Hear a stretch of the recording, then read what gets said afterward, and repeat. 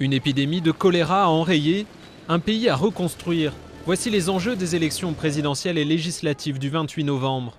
Dans des conditions précaires, les autorités ont mis à jour les listes électorales et enregistré les déplacés dans leur nouveau bureau de vote. Mais en début de semaine, une vague de violence est venue fragiliser le processus. Une partie de la population s'en est prise à des casques bleus népalais que la rumeur accuse d'être à l'origine de l'épidémie de choléra.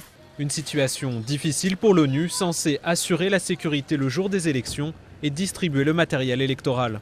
Nous ne sommes pas ici pour être méchants, on est là pour aider puis pour essayer de fournir un environnement sauf et sécuritaire pour les élections.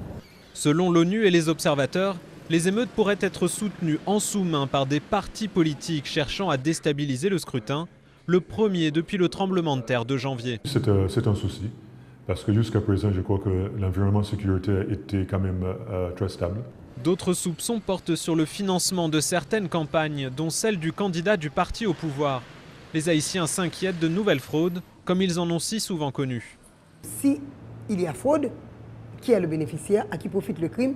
Des candidats. Donc il faut commencer par dire aux candidats, soyez sérieux, n'achetez pas le vote des électeurs.